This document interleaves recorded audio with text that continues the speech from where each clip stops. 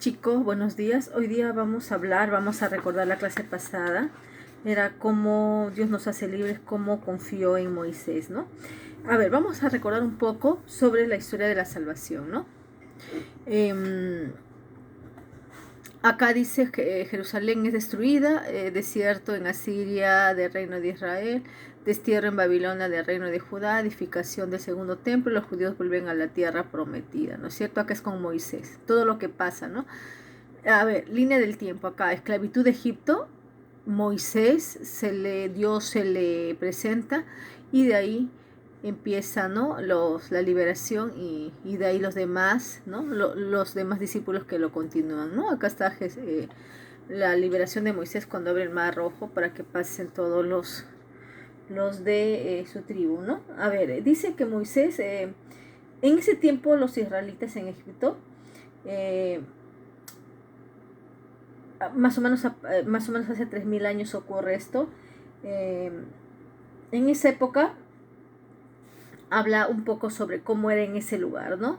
Egipto era una potencia económica más poderosa del mundo, debido a su clima y a las aguas del río Nilo, ¿no? Que de vez en cuando se desbordaba y mojaba todo lo que era la parte agrícola, ¿no? Y también esas aguas que se desbordaban era aprovechada para su cultivo, ¿no? Además este río era navegable y se utilizaba más para el comercio, ¿no? Y sus piedras, sus maderas que salían, ¿no? De la vegetación para las edificaciones de sus templos, ¿no? Y cómo fue su agricultura y ganadería, ¿no? Los egipcios eran ricos en frutas, en verduras, en aceites, en vinos, cereales. Abundaba también el lino, la fibra para confeccionar esto, ¿no? Sobre el lino. Y abastecían todo esto, lo que producían, abastecían por todo el país, ¿no? Y había cambio también de oro, de plata, incienso con otros países. La ganadería también era un factor muy importante de riqueza en esta época. El faraón, que era como, por decirte, presidente ahora que se le llama, ordenaba hacer cada año un recuerdo de cabezas de ganado para controlar el número de reses que había en ese país, ¿no? Ellos los contabilizaban por las cabezas de ganado. ¿Quién era el faraón? El faraón era como ahorita el Vizcarra, algo así, ¿no? Era la máxima autoridad del país y el centro de la religión. En el tiempo del Éxodo, cuando empieza esto de Moisés, el faraón, que era Ramsés, eh, él comenzó a construir edificaciones, ¿no? Pero él, como había bastantes personas israelitas que fueron a emigrar a su país, él pensó y dijo que seguramente venían a que invadieran. Entonces, eh, porque los israelitas en ese tiempo prosperaron y llegaron a ser una población muy, muy numerosa, ¿no? Tanto que los egipcios pensaron que podrían, como digo, ser amenazados por el país y tomaron medidas, pero muy, muy drásticas, ¿no? De reducir su número. Pero ¿cómo? ¿Qué hizo el faraón? El faraón ordenó eh, que tiraran a todos los niños varones que nacieran de madres israelitas, imagínate, hacía matar, botar, ¿no?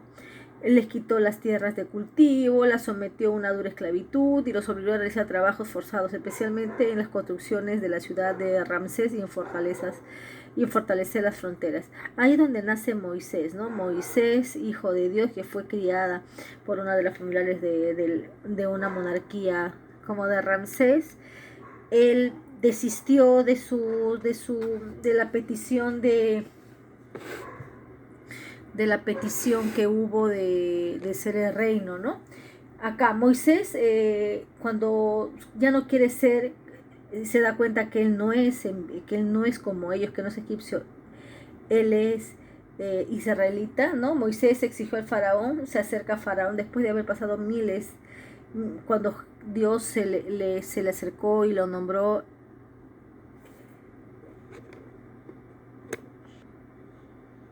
Cuando Dios se le acercó y lo nombró, Moisés se acercó él creyó en Dios y él se acercó para que devolviera la libertad a los israelitas. Se acercó al faraón y el faraón se negó, ¿no?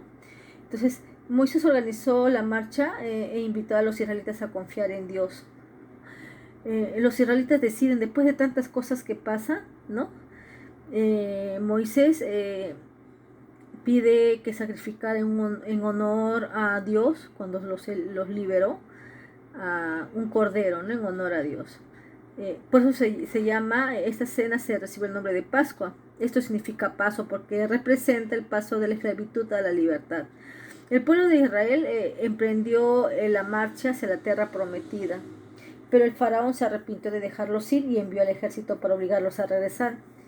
El ejército los alcanzó cuando estaban llegando al Mar Rojo. Entonces Moisés extendió su mano sobre el mar y un fuerte, acá está, sobre el mar, y un fuerte viento los separó, ¿no?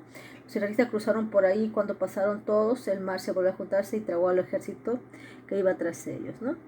Viendo lo que había sucedido, los israelitas se convencieron de que Dios los había liberado de la esclavitud y celebraron con una gran fiesta para dar gracias a Dios y cantaban.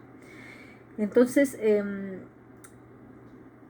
los israelitas continuaban su marcha y llegaron al desierto de Sinaí, acompañados al pie del monte donde Dios dijo a Moisés: ¿has visto qué he hecho por ustedes? Ahora les propongo esta alianza. Ustedes serán mi pueblo y yo seré su Dios. Moisés comunicó a todo el pueblo la alianza que Dios le proponía y el pueblo aceptó. Nosotros haremos todo lo que Dios ha hecho, ¿no? Entonces, el pueblo de Israel caminó por el desierto durante 40 años, imagínense, ¿no? Pues tuvieron que superar muchas dificultades. Moisés murió poco antes de llegar a Canaán, por lo cual Josué se puso al frente del pueblo. Josué era también descendiente de él, ¿no? Los israelitas cruzaron el río Jordán y se instalaron en Canaán, que era la tierra prometida de Dios. Y en esa alianza Dios le dio los mandamientos que les he dejado tarea, ¿no? Bueno, chicos, este es el resumen de la clase. La próxima clase continuamos.